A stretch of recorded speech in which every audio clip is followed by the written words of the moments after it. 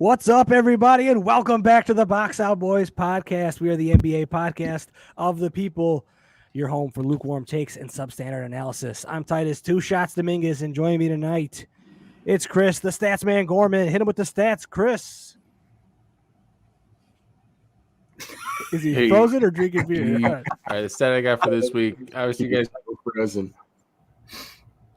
Oh man. Can you hear me now? Wait, I think we got. That was the best. That was the best He's face. even better. There he is. He's good now. We got him. Close some windows. This is why you print the resolutions. Oh man. All right, we'll come back to you for your stat. Hold on, close some windows. Also joining us tonight, it's the lawn boss, Joey McCroskey. Get that, Joe. Happy New Year, you two. Plus Frozen Chris. Frozen Chris. Let it go, Chris. It's all right. Am I You're still frozen? Just take your time. No, you're in and out. Yeah, you're in and out. Are you good? No, you're in and out still. All right, we're gonna keep moving. He's working through his Christmas chocolates. Santa was good to him. Brought us stuffed that stocking. It's Adam, the professional Bruns. How are the levels tonight, Adam? They're great. You know, I think with Chris, this is what NASA must see when they get satellite images, like when it's 10 minutes behind. Yeah. And Chris is live from Mars. He's from the space station. Did you go on that satellite, Chris? He's up there. Seeing the telescope. Seeing you from the telescope. Beep, boop, beep. He's so frustrated right now. All right, well tonight, while we're waiting for Chris to come back, Still frozen? You're just like in and out. It's really weird. All right, I think he's got it now. You look good now. I think we got you now. He's checking that internet level. Checking those internet. Okay. Yeah. All right, tonight we got a lot in store for you. We're going to talk a little bit about the Bulls. We're all very excited. They reclaimed the number 1 seed in the East. I don't know if they ever had it, but they got it now. And then we're going to give every team a New Year's resolution. So hopefully it doesn't take too long. But Chris, you had a juicy stat for us, you said. So now that you're back, as he slowly. I had to. All right, my back. Can you guys see me? My waving. We think you're back. All right, let's go. I'm good. All right. Give us a stat. I'm waving hands. Okay. My stat is NBA players have been missing COVID. Jazz finally had their first case. Joe Ingles, 1 game. You guys can probably name the team that was hit the hardest with number of player days missed from COVID protocols this year, and that is the Chicago Bulls with 144 total games missed. Right behind them is Brooklyn Nets with 125. Jeez. Yeah. So yeah, we've been hit pretty hard with COVID, and yet we're still first in the East. Bright spots. Number 1, baby. So on that note, on that beautiful stat, actually kind of worked out that we had to wait on that stat. Let's talk Chicago Bulls. They're on an 8-0 winning streak, I believe. Is that correct? Correct. Back-to-back buzzer beaters, Christmas Eve, New Year's Day, or not Christmas Eve. It was New Year's Eve, New Year's Day. New Year's Day. That's what it was. Back-to-back buzzer beaters from DeMar DeRozan. Ridiculous shots. Can't believe they went in. Awesome stuff. An ugly win against the Magic. Follow that up, but still getting us to 8. Joey, he said he had a few stats for us. Give us some thoughts on Bulls getting the number 1 seed. Bulls on an 8-0 win streak for the first time since I believe it was like 2012 or something, right? It's been a while. Yeah. How are you? Where are you at right now, Bulls wise? You got championship hats on. I got 98 championship hat on, fresh out of the attic at the parents' house. Really digging deep here. All right, I've got a handful of individual stats and then some team stats. So individual stats. DeMar is having his best assist season so far of his career right now, 6.9 assists per game. Levine is having his best rebounding season, 5.1 of his career. Thank you, Vooch. Lonzo is having his best effective field goal percentage season, 54.6%. And then Vooch would be the one who is struggling the most out of there. I'm called their big 4. He's kind of middle of the tier in terms of his career averages across the board. DeMar right now is 5th in the NBA in points per game. Interesting little piece, though, out of that. He is first in 2-point field goal attempts per game out of the entire league. Those mid-ranges. Levine follows him closely at 6th in points per game. Nice. Vooch overall, though, is 6th in total rebounds per game in the league right now. Clean up Good the glass stats there. And then the last two, 3-point attempt rate for the Bulls so far this season, 34%. So 34% of their shots are 3-point attempts. That is good for 29th in the league. Yeah, another low there, but I think I know where you're going with this. But their effective field goal percentage is 54%, 4th in the league. So they are winning games by not shooting the 3-ball, which is a little bit of a swerve from the league, but they're getting it done and making it work by being efficient. Well, I thought you were going to go with that because I was looking up some stats, forget what it was for the Bulls. But I believe they're top 5, if not like number 1 in 3-point percentage. So they're not shooting the most threes, but they're hitting them at a nice clip. Like it's working out perfectly for them. So I was kind of excited about that. There, yes. Chris, we'll go to you real quick. Any just general thoughts on the Bulls streak? I think that my favorite shots that Joey kind of alluded to, but it's just the DeRozan-Levine duo is the best shooting duo in the league, and outpacing Harden and Durant. People are like, "Oh, well, they're not better than Harden and Durant," but it's like, hey, the fact that they can compete against Harden and Durant, and then you look at the rest of the roster, Lonzo Ball against Patty Mills, Kyrie Irving, I guess he's coming back, but Lance Stevenson's beating him right now, so who knows? Who's stopping Vucevic? They got LaMarcus Aldridge and Blake Griffin. This team can compete. On paper, they can compete against anybody in the league. So to say they're not a championship contender is foolish, I believe, at this point. If you're saying that you're a casual, like that's what's going on here for the Bulls. That's a great call, Chris. I think like their matchups are tough. Like I think if you look through the Eastern Conference, who's the team that matches up the best with them, position by position. Maybe Milwaukee. Do they? Milwaukee, yeah. Milwaukee's just that unicorn team, though, man. Like you can't. What are you gonna do? Like, they don't. Like, everyone's talking about trading, Kobe, Patrick Williams, to find someone to stop Giannis. But it's like no one's gonna stop Giannis. Yeah, no one's gonna stop Giannis. The best you can do is contain him. Yeah, I don't know if it's stop him, but contain him, slow him down a little bit. Maybe it's the Heat. Do the Heat match up a little bit? The Heat match up really well with them. But I also think, I'll shout out Trey Kirby on the No Dunks, who was pretty adamant. He's like, they can't score with the Bulls, and I kind of think that's true. That's fair. Yeah. And then Stacey was bringing it up, when he's like when Caruso gets back, and you get everybody healthy. Yeah, that second unit is going to be vicious with Kobe White playing the way he's playing recently. The last 3, 4, 5 games, he's been killing it. So if he's playing that good, him off the bench, Caruso off the bench. Yeah, that starts to be a three-headed point guard monster off that bench with Caruso, Ayo, and Kobe, who are all well. I think Caruso and Ayo are kind of similar. Mm-hmm. High energy. Well, like you want those high energy defensive guys, especially off the bench, right? Yeah. And to have the spark plug that Kobe's finally looking like he can be. Yeah. I mean, it's exciting. You got to hand it to you, man. He's playing really good. The last few games, I'm like, oh, who's who's going to the basket? That's this guy. Dude, he had like a spin move layup against Miles Turner. He's playing some hard defense too. I mean, he looks active and energized. Well, too bad. That's what I think is really contagious about this team. Like, just the active hands defensively, the kind of the way they're pushing the ball on transitions and stuff. These guys are really loving playing together right now as a team, and it's showing in the wins and the fact that they're the number 1 seed.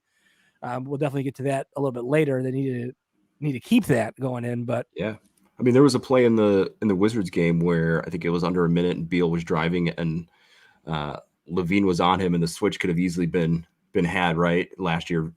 He would have just screamed switch, and he would have let Beal go to the next guy, and he fought through the screen. It was just all over Beal. I mean, when's the last time you saw Zach LaVine shuffle his feet, get through a screen, and D somebody up like that? It was pretty impressive. I don't think it's really hard to say that this is probably gonna be Levine's best defensive season. Right? Yeah, like he's actually it's going to be his best all around season, right? I think he's They'll be. I think you said this, Joey. They'll be the starting backcourt of the offense or the All-Star game, and I think that's almost a lot. Yeah, we'll see. I mean, voting is for the starters is a little weird. Who knows, man? After the Player of the Month. Yeah, I think. Real quickly, touch on the player. We'll talk about that, but I want to make sure with the All-Star, like who else would get it? Harden, for the guard. That's probably the guy. Over Zach. I think fan vote is going to be the issue. Coaches and players, I think, would probably take Levine DeMar, but what is it, 50%? You know what? I wonder if like even when they were playing in Washington, you heard how loud that crowd was. Yeah, For the Bulls, true. they might have enough fans where felt like everybody's a just home going to vote game. them in. Yeah, it felt like a home game. Yeah, So. That's a good point. Yeah. So yeah. But let's go real quick. The player of the month was Joel Embiid, not DeMar DeRozan. Chris, you had some thoughts on that, or I had some stats up and then I closed it because I was having computer issues. So now I'm just going off of what I had. Okay, so DeRozan didn't get it, and I don't know how you guys feel about it yet, but at first I thought it'd be contrarian because I thought you guys would be more upset about it. It'd be like, what the heck? How did DeRozan not get it? Yeah. And then I'm like, well, he played 8 games. Like, whatever. yeah, But then I looked at it, and Embiid played 13 games out of a possible 14. So he played 5 more games. Cool. I don't know. Like DeRozan went 8-0 during that time that he played those games. Yeah. Embiid went 8-5. So yeah, he played more games, but he lost all those extra games. So Embiid had a triple double at one point, I believe. Cool. One of those games. Cool. But I mean, like 2 game winners. But I think that's where maybe the Sorry, juice one, is coming from, is those 2 game winners. And like, hey, but I know he didn't play great in those games. It was, he kind of like had those moments at the end that were really special.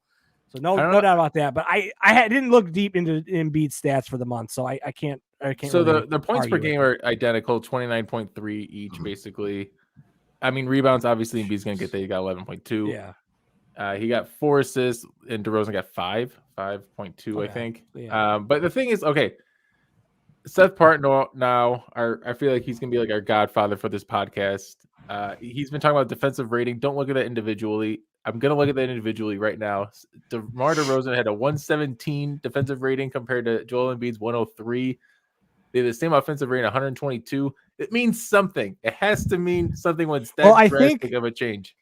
I think that's better. I think Embiid's is better, right? 103 is a better defensive rating. You want a lower number? You want it lower for defense? I think so. Yeah, you definitely do, because it's points. Damn it. All right. So it's a pretty significant difference. That's probably where it happened and why DeMar didn't get it. But no, come on, you're not looking at it. Man. It should have been. It should have still been DeMar. He went 8-0. The Bulls are on fire. It just the game winners. I mean, he has the narrative for sure. Has the narrative.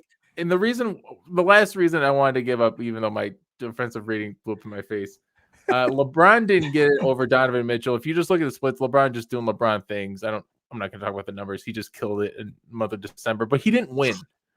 He won like 5 and 8, I think, in December. So I understand why he didn't get over Donovan Mitchell. Utah's always winning, so that's why Donovan Mitchell got it. The thing is, DeMar's winning, and he still didn't get it over Embiid. So I'm like, I really feel like Embiid should have got, or DeMar should have gotten over Embiid. Yeah. But yeah.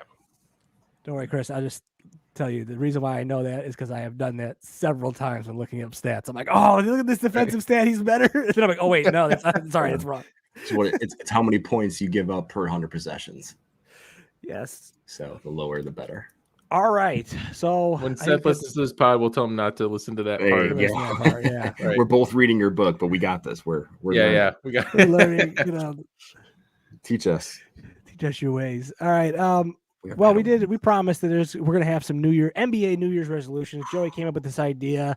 We thought it was a great and fun idea. I'm really excited to do it. We think we came up with some really good ones. We'll see how they shake out. It took some effort. I think it took some effort. It did. I had to sit and think, and Joey was sitting and thinking. Chris was sitting and thinking. We all sat and thought. Yeah, that's great. We all sat and thought. We were typing them out, just hammering. It's the first time, guys. We got printouts. Not gonna lie, Joey went to town on this. This is like 4 pages of 30 teams. Joey, I don't even know how many teams you did. Like, I don't know. There's just 15, 16. Titus did 13. You did a lot. You guys, great work, guys. I'm not gonna lie. I've been you did a few. No, I you did a couple. But there were some that were just sitting there. I read them all. I'm excited for what we got here. All right, we're gonna start we're gonna take it by divisions. We're gonna start in Atlantic Division. I'm gonna go ahead and read all the Atlantic Division teams' New Year's resolutions, and then we'll just give it to you guys. Bounce what you guys think. What are the good ones? What are the funny ones? All right, here we go. The Boston Celtics. Their New Year's resolution should be that Jason Tatum needs to return to an all-star level. Averaging a point less per game on 5% worse shooting. Main area of focus looks to be 3-pointers, where he is taking the same attempts per game, 2.8, 2.9, but shooting 6% worse. So he needs to step up the 3-point shooting. All right, we'll go to Brooklyn Nets. This one seems all too easy. Making his debut tonight is, well, the resolution says get Kyrie vaccinated so he can play home games. What was I forgot about that. Yeah, it's not going to happen. I thought it was like get Kyrie back. All right, but the more difficult answer is finding the mojo their role players had last year. Patty Mills have been a great addition, averaging 14.1 per game, and Aldridge with 13.9. But with Joe Harris being down with an injury and having a slower start to the season, they need to get contributions from elsewhere. All right, going to the Knicks. Find that Thibs defense. The Knicks are 18th in defensive rating, and with Randall taking a step back in his development, the Knicks need to find the identity that fits them. There is talent on this team, but if the league doesn't fear that defense, their talent can be outscored. Right there. Got to get their defense tightened up. Let's go to the Philadelphia 76ers. Don't waste another Embiid season. The guy's winning player of the month, for God's sake. The Sixers are floating around 500 and can't seem to get the team around Joel. Obviously, with the Simmons situation, it's an easy answer to this one, but with no resolution to that on the horizon, are Tobias and Seth enough to get this team over the hump? It does not seem likely. It doesn't. And then lastly, in the Atlantic Division, we have the Toronto Raptors. Their New Year's resolution is to pick a direction. Toronto has been stuck almost all season at the bottom of the play-in bracket. So either package some young talent for Dragic or find someone who is ready to contribute to the playoff push and hit the reset button. What are you guys' thoughts on some of those resolutions? Anyone stand out to you? Anything you like really agree with or think differently about? My favorite one that I wanted to talk about real quick is the Knicks. And it's basically, and I abbreviated this to find that inner Tibbs, right? Like in the offseason, they spent $44 million on Alec Burks, Evan Fournier, and Nerlens Noel. Glad I remember that. And they're doing jack. This team. Like, I remember going into the season, we were talking about them regressing, but we looked at all the signs like, oh, they're doing a lot of positive things. And then you go, Randall's going to develop. RJ Barrett's going to become, an all-star for sure. Even though he's playing well this year, but he's probably not going to be an all-star. And the Knicks are not finding their inner Tibbs. They've gone away from that for whatever reason. They've really regressed back to the mean, and I think that really is a +1 for stat nerds with regression to the mean kind of theories out there, like myself. But yeah, that's where I want to start. Where you guys at? Joey? I think the 76ers won, especially the part about are Tobias and Seth enough to get them over the hump. Tobias was getting booed by his own fans the other night for being an absolute bum. So I think that one, we had him on the all-you-can-have-him team. He came off a little bit for his playoff performance, but I think it's safe to say he's right Tobias back there. Harris is right back in the starting lineup right on back that team. In there. Yeah, no, the one that I think that really stood out to me is the Nets role players. That's the thing. They do have 2 championship level players in Harden and Durant, and obviously they're getting the third in Kyrie. But they're just not the same team wise as they were last year. And the East is catching up to them, man. The Bulls are looking good. Milwaukee's going to be there come playoff time. No worries there. So see what happens with them. All right. One thing I want to mention with the Nets. One thing I want to mention with the Nets is what alarmed me the other night with against the Clippers. I think Durant said it where once Patty Mills fouled out, they only got 2 shooters, and the Clippers just clamped them down for the last 6 minutes and won the game without any of their guys. With Pat, and I was going to say Pat Bev, with Reggie Jackson. I can't remember the other guy. I don't know, Terrence Mann. They just got a bunch of these hard working guys now in Los Angeles. But yeah, Brooklyn, I think that's a lot that Brooklyn needs to do there. Yep. All right, Joey, let's go to you. You got the Central Division. Our Bulls. All right, their resolution: get home court advantage in the playoffs.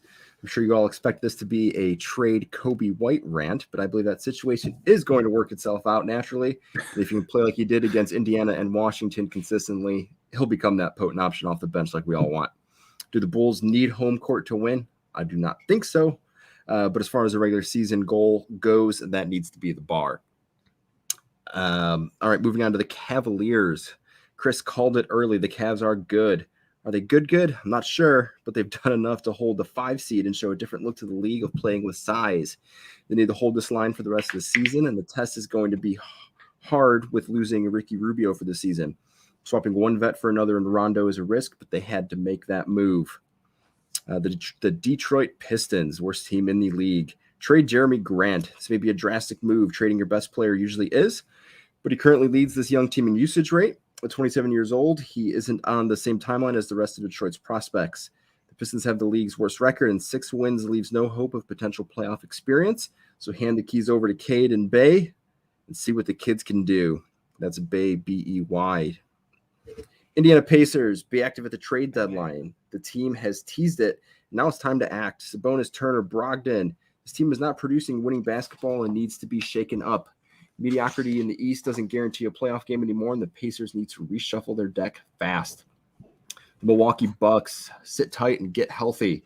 The Bucks have faced a ton of obstacles this season, and health has been the biggest one. Giannis has kept this team right in the thick of the Eastern Conference, and if they can stay the course and get their guys back in time for the playoffs, this team will be ready to defend their title. There is your Central Division. What we got, Titus? I was expecting to come back. I will say the Cavaliers is the one that kind of stuck out to me. Ricky Rubio going down with the injury, season-long injury, is a real bummer for them. They're a really good team. Where they're sitting at net rating is pretty big. We were talking about that before we got on the podcast. They're a tough team. They're a really, really good young team, and I would really like to see kind of where they can go. I'd love to see these guys make the playoffs. They're going to be a tough out for sure. But the loss of Rubio is going to suck, and it's going to see, how can they balance that? Is Rondo going to be enough? Are they going to try to find a guy once COVID kind of settles down? I don't know, but that's definitely the one for me that stood out. Chris? Yeah, I like this division. Look at like Pistons and Pacers, blow it up. Trade Jeremy Grant. Pistons are way worse even than I thought. They have Cade Cunningham, the number 1 overall pick, but he's not moving the needle at all right now. And I like what you said here, Joey, with the Pacers mediocrity in the East. It's not cut it. Make some moves. And I think I got that later for some other teams. Make some moves. But then you got the Bulls and Bucks. Just sit tight. Do your thing. Keep developing. Keep doing all right. Well, for the Bulls at least, it's get the home court advantage. So yeah. I got nothing else to say. These are great. And then, obviously the Cavs, they got their guys. I saw a thing today where they got a bunch of height. They're doing a lot of good things.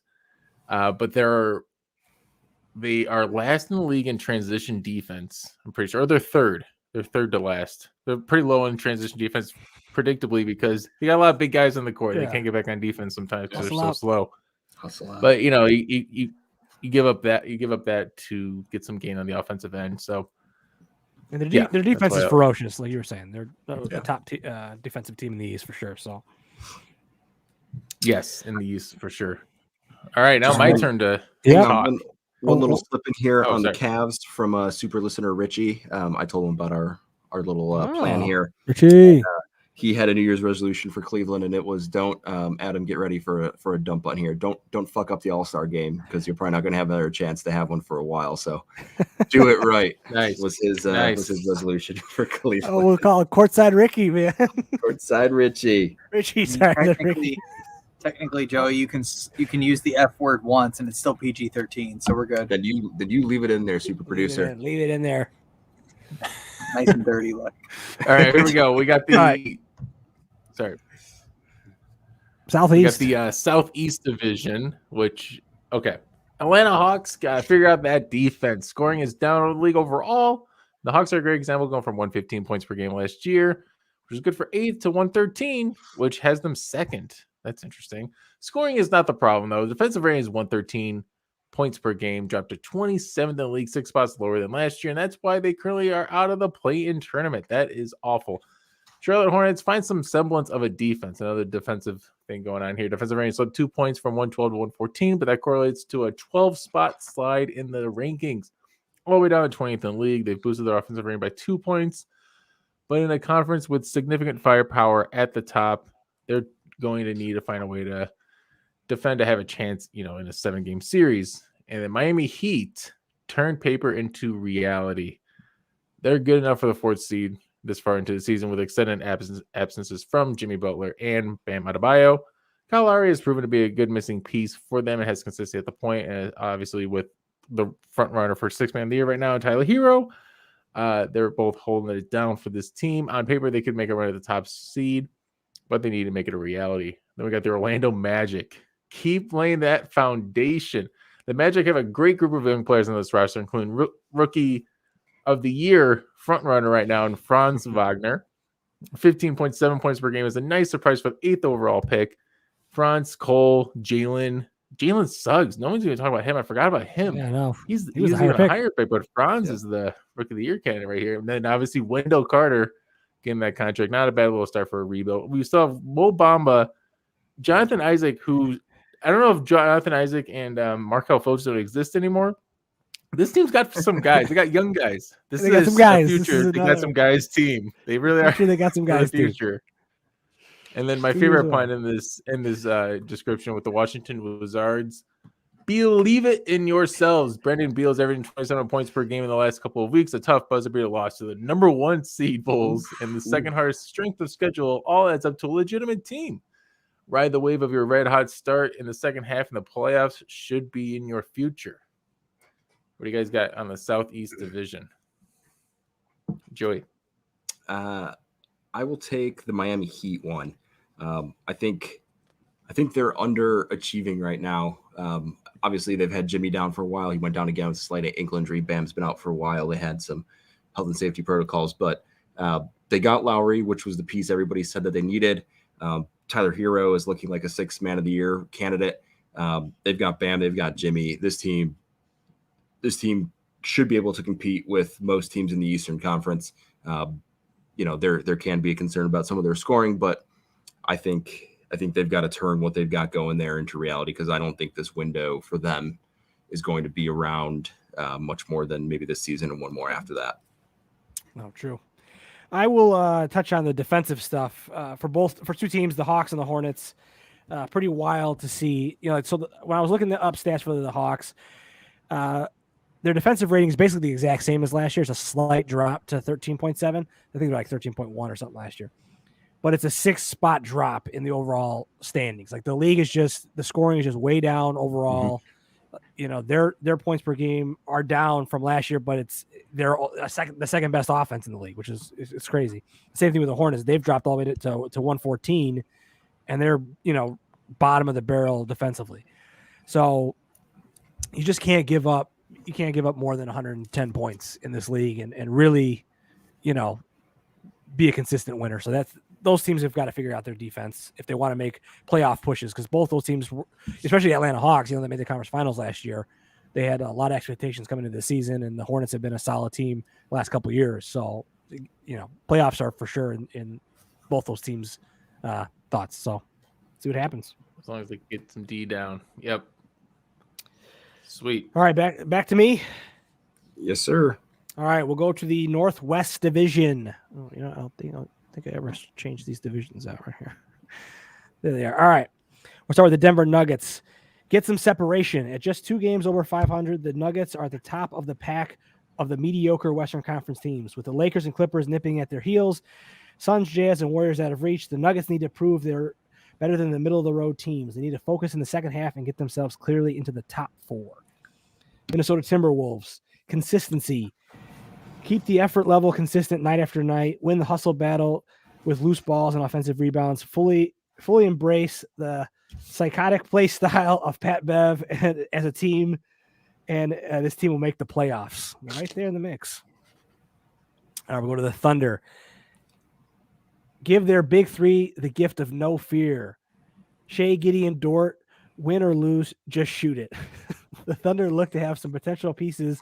They got some guys, but they're not ready to compete with the big boys yet. Until they're ready to make the move and go all in, let the trio play and see it gets you or loses you. See what it gets you or loses you. There you go. I'm missing words here. All right, Trailblazers. The Blazers seem to be choose your own ending novel, but they stay the course and hope McCollum and Lillard can surge under the new coach and make a run for the playoffs, or alter the future dramatically and shake up their core that's been their identity for so long. The clock is ticking with currently 8 games below 500. It seems the latter might be the better option. And lastly, the Utah Jazz. Keep up the hot shooting. The Jazz currently lead the league in field goal percentage, true shooting percentage, and effective field goal percentage. They have one of the most potent and effective offenses in the league this year, and they need to keep that rolling into the second half of the season and playoffs. General thoughts, guys, on the Northwest Division. I got 2 things. I got 2 things I want to talk about. Denver Nuggets. I added something at the end, but since you guys printed it off, it's in the doc. With the Denver Nuggets, after you said play themselves clear into the top 4, I then added play more Bol. 2 of your top players are out. Winning should still be a priority, but developing your own talent would be a more effective long-term play here. He played 17 minutes the other night, 20 minutes the other night, got 17 points. The guy's 7'2", a small forward. Just play the man. He's lanky as hell. I want to see more Bol in 2022 for the Denver Nuggets. And then the Portland Trailblazers, dude. Okay, Anthony Simons just got 43 points the other night. He outdueled Trae Young, and everyone kept talking about Trae Young getting 56. Yeah, cool. Anthony Simons won the game and got 43. Cool. Why aren't we talking about Anthony Simons? He's the guy that won the game.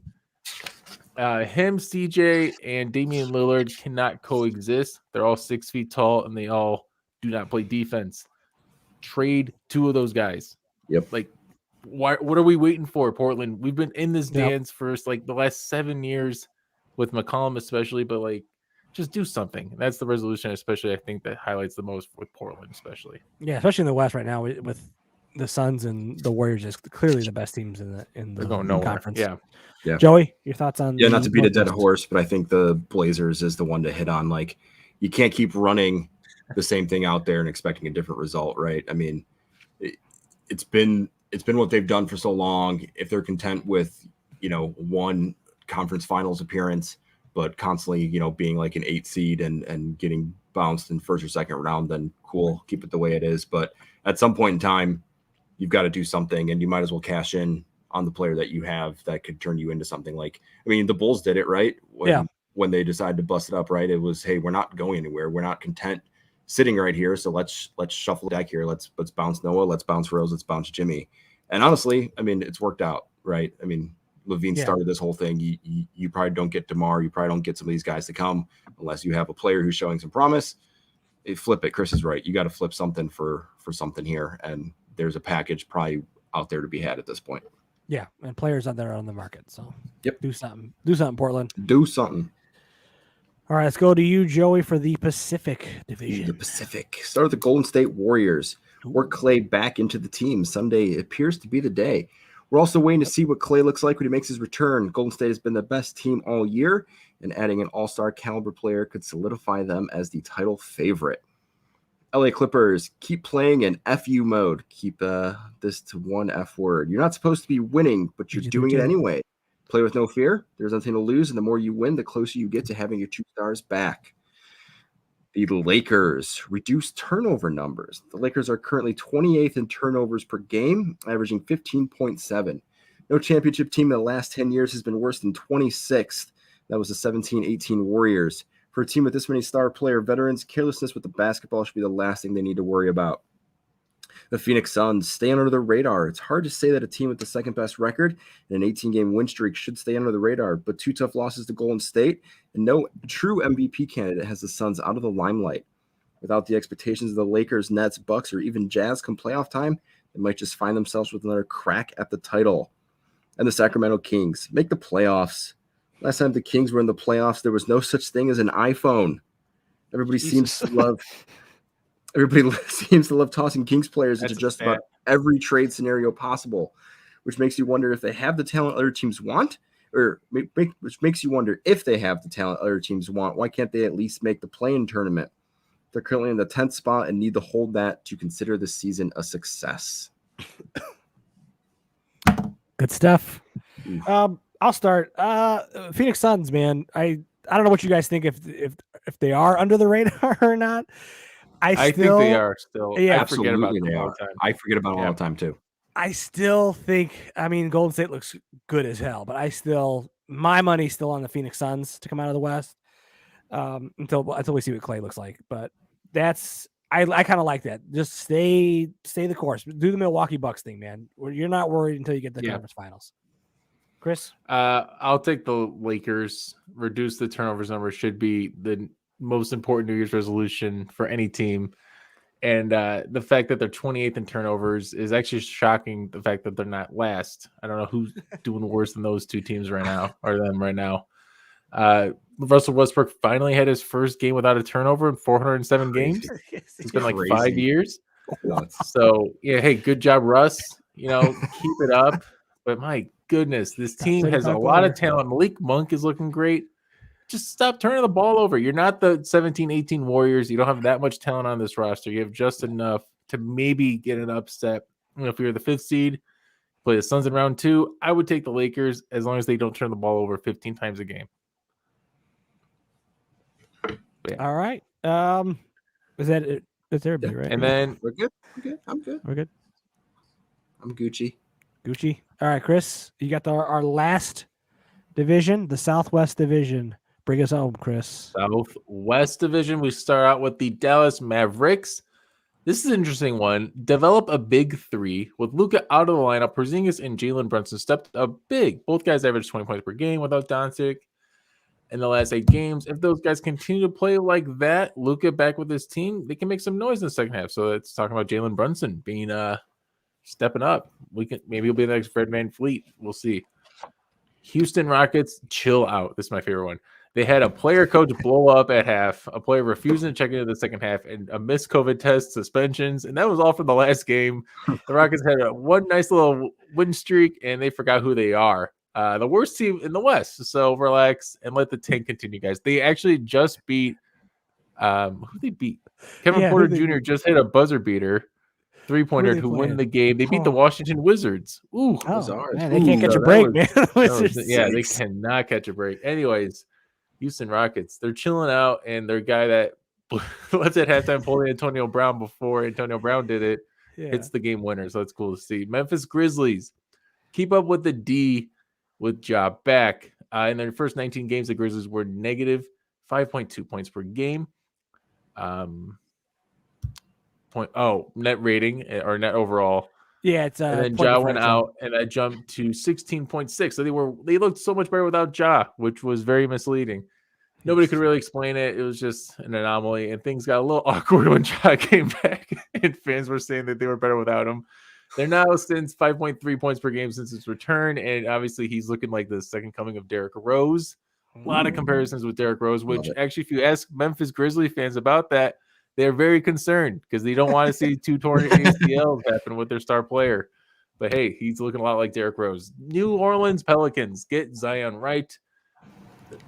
This one really doesn't have anything to do with on-the-court issues. The Pelicans just need to get everything with Zion's injury figured out for next season. The future of this franchise relies on Zion, on whether Zion is more Joel Embiid or Greg Oden. Yep. And this is my favorite one. The San Antonio Spurs just won 12 more games. Just do that's what you got to do. Popovich is 12 wins away. The over-under is at that line at 27.5. This season may hold a play-in tournament appearance for the Spurs. They're looking pretty good considering the weakness of the West. But the most important thing that happens is Pop getting the record and solidifying his place as the greatest coach of all time. He already is, but yes, having that win record is just kind of like icing on the cake. A lot of meat in this round. That's a good one. I'll start with the Grizzlies. That it's a weird anomaly thing that happened. That included a 73-point win over the Thunder in that the time they were off. Not sure why their point differential was so high, but their defense was just really bad the first 19, 20 games of the season. Ja comes back, and they were a negative. They had lost like 3 games in a row when he came back. So fans were getting a little weird. He had to take like a social media break. But they seem like they're right on track now, and they're kicking everybody's ass. So, but if they can keep that up, whatever they were doing without him, they can do it with him. This team is a legit contender in the Western Conference. So, Joey, your thoughts on this? I'll stick with the Spurs. I find it funny that we have a team that for so long has just been so consistent and they were kind of like the Phoenix Suns of the past 2 seasons, right? For a while. Yeah. But they're looking at a play-in tournament spot right now. And I mean, realistically, I struggled on this one. I think, Titus, you just dumped it in eventually. I saw it and started cracking up that when you wrote the first sentence, but win 12 more games. Like their goal legitimately should be getting their coach to the record. And if they do that, it's kind of like, hey, you did what you were supposed to do this season because he said it's his last year most likely. So this is it. Do what you got to do. And forget basketball. Just get your guy his win. Get your guy his wins. Yeah, that would be cool. It kind of reminds me of like the Curry record, where Curry is and was before he even got the record was the greatest shooter of all time. It's just a matter of solidifying that thing. Like, all right, he's official now. He's got all every record, coaching wise that you can have, and that'll be perfect for him. All right, we got some time left, guys. You guys want to have a little fun here? Just do some random shoot the shit, or you got a thing? I got a quick. He's got Chris's guy. I did mention that if the Lakers are the 4th or 5th seed in round 2, they're playing the Phoenix Suns, that I would take the Lakers. Right now, are you guys willing to take the Phoenix Suns if this scenario specifically happens? It is January 5th, 2022.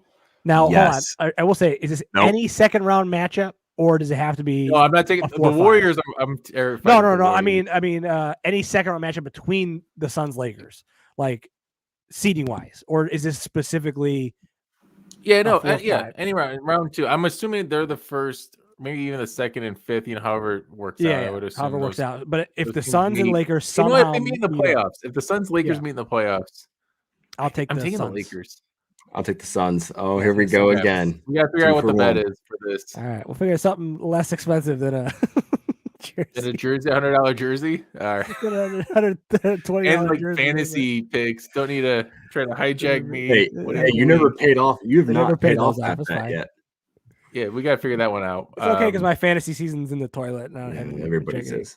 So not mine. I'm back in it, boys. Let's go. Maybe we'll figure something out here. We'll figure something out. We got some time to think about this. Hey, write in listeners. Write in listeners. Ooh, Four seats sound pretty good. I don't know. 4 seats sound good. Courtside Richie, you got us on this. Courtside Richie. I don't know why I want to call him Courtside Ricky. I mean, you can. It's not his name, but you can. No, but it comes out of my mouth every time I say it. I had to think about it before I said it. I'm like, wait, what is this?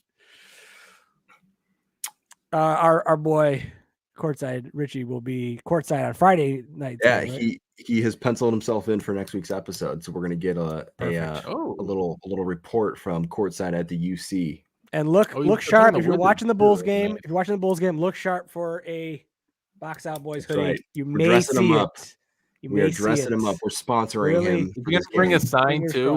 Can you bring a sign? I should make him bring a sign. It says slide in the DMs. Box out. Hashtag box out. Yep. You might do it. If you just said box out, that would get on camera. It actually might be. Yeah, perfect. Like tell Vooch to box out. Well, I was thinking, I'm like, if he's wearing it and he's sitting next to people and people are like, oh, hey, what are the Box Out Boys? You know what I mean? He could be like, hey, it's this podcast. They're pretty cool. You check them out. They talk a lot of Bulls. And then he's like, he's courtside, so it's gonna seem legit. Yeah, like, oh man. So Google this. Well, obviously they know people. We should have put you guys got great seats. Yeah, we got to go back to our seats now. We just want to stand. Yeah. Just stand here for a minute. Yeah, we got to go back to our seats though. But it's been great. They kick us out now. Go back to the cheap seats. Go back to the peasant seats. What do you think? We should try to get to a Bulls game at some point. I think this season, or is this? I think a playoff game needs to be talked about. Okay, I'm in. I think. I'm in for a playoff game. I think we start setting aside some spare change here and get ourselves. Right. I don't care if it's 300 level, but we might need to. We need to get some seats. We need to be in the building. I can wear my Kobe White jersey. We need some of the money we get from this podcast for profits. Sure. All those profits we're getting, they're flowing. Rolling in dough. Hey, guys, I don't know if you noticed what date it is too, but we are 364 days removed from our trailer episode. From the initial upload. So yes, this is almost our birthday. January 6th was our first episode. Trailer. I was gonna say next week was gonna be our birthday episode, but yeah, this is the official. This is the first night we ever met for the podcast specifically, and there was some stuff going on. There was some stuff going on. We didn't talk about it. There was some stuff going on in the world which we didn't feel like talking basketball. You talking about the Harden trade, right? Yeah, the Harden trade. It was that was the week after. That was the next week. We were all on pins and needles whether that was going to happen. Yeah, well, we hooked all these fantastic listeners with a solid 45-second clip that is just locked in. Probably needs to be redone at some point. We got a producer now. We could do some movie trailer sound effects. It'd be perfect. In a world where basketball is everything. In a world where basketball is everything. And producer. Speaking of producer, our awesome producer, if you guys only watch the show on YouTube or something, and you have not checked out the podcast version of last week, not last week, 2 weeks ago, the Christmas special, please do. There's a sick joint on there that Joey's Christmas 12 Days of Christmas song was remixed a little, and it's fire, straight fire emojis. Thanks, Adam. Great work. He spent like 2 days, he said, doing it. It's crazy. He spent his Christmas making me sound harmonized. Yeah. My wife woke up and said, "Merry Christmas." I said, "Stop. I got to finish this podcast." I'm on the official Box Out Boys business. So it's going to be wild, but our Christmas special got the most YouTube views. Like 5 times the amount that we normally get. It was the hats, man. Dang. And I'm going to shout out my mom. I think she shared that episode on her Facebook. So did she? Oh, maybe that's it. Hey, she did. All of them. Yeah. I did see that. She shared it. She was super excited about it. Look at the average watch time for that. And then, the other thing, too, I think was that a lot of people wanted to see the surprise part of it. There's just the surprise sweaters, the hoodies. Thank you to the wives. Yes. Again. So, yeah, it was fun. We're looking forward to next week. The official birthday 1 year. It'll be. Man, we got to think of something good to do. Well, it sounds like we're having a live or a courtside report is what it sounds like. Well, yeah, we should think of something. 5 days after the actual courtside experience, but we'll have courtside experience. We'll see what it was like to see the mighty number 1 seed Bulls. Oh my god! I hope he's a thunder dunk. Ooh, ferocious dunk. All right, if there's a thunder dunk and they show like a wide replay and somehow the Box Out Boy sweater is in it, I might just retire from the podcast. Zach will be on the poster machine with the Box Out Boys in the background. We made it, guys. Zach, do us a favor, throw one down. Dude, start tweeting at him. Just throw it at him. Zach, if you see a guy in you have a hoodie, t-shirt cannon and just start firing them off in the audience randomly. Box Out Boys. Yeah, just got our Instagram and YouTube handle. Hey, I mean, if Zach wants to listen to this pod, he'll find no bigger supporter of him. Yeah, than you. You're the Then you. It was all Joey. It's I've been on the Levine train. You have been. So Zach, if you ever listen, hit me up. I think that Zach, feel free to come on the show. Think about it. No, Adam's house. I do laugh though that I feel like you guys have had at least one really good point. Like Joey with Zach, Chris with the Cavs, and I have made every single terrible pick. Trae Young, Trae Young, DeMar DeRozan, and I'm like, this is. I was gonna add to it at some point. I'm gonna do the Heart of a Champion episode, and I was gonna talk about how the Utah Jazz are not gonna win the title. I'm like, which will in fact mean that they will win the NBA championship. So, but yes. I wish you could search in the group message because there's at some point I think a message that you said about DeMar about if he takes one more jump shot, I'm done. I'm over it. I can't take it anymore. I'm pretty sure early in the season I was very upset with DeMar. No, I can't search. You can search. You'll find it. Just search DeMar. You see all my terrible takes about DeMar and then yelling "King of the Fourth" the last couple weeks. Full 180. Full 180 on him. You know what? But I will admit, though, that when I'm wrong. So when I'm wrong, I'm wrong. And I was clearly wrong on DeMar DeRozan. And I was clearly wrong on Trae Young. So, one last thing I wanted to mention is a segment that we're kind of doing called Box Out Bets, where we all bet on, well, Joey and I did, Tyus didn't smartly, that I remember early in the season we were talking about the Bulls beating the Warriors. That was because I was still low on the Warriors at that time. Obviously, it didn't happen. Last week, I bet the Magic plus 11.5 over the Celtics, and then the Cavs to win by 4, or to win by 3.5, and they won by 4. I can't remember who they beat. It was a parlay, $20 parlay, won $50. So this guy, we're bringing it back. Box better out than bet. crypto. Box out. That's right. Oh, what we should do. All right, a new segment. Maybe next week we come with a bet. Box out bet. Our best bet of the week. I like that.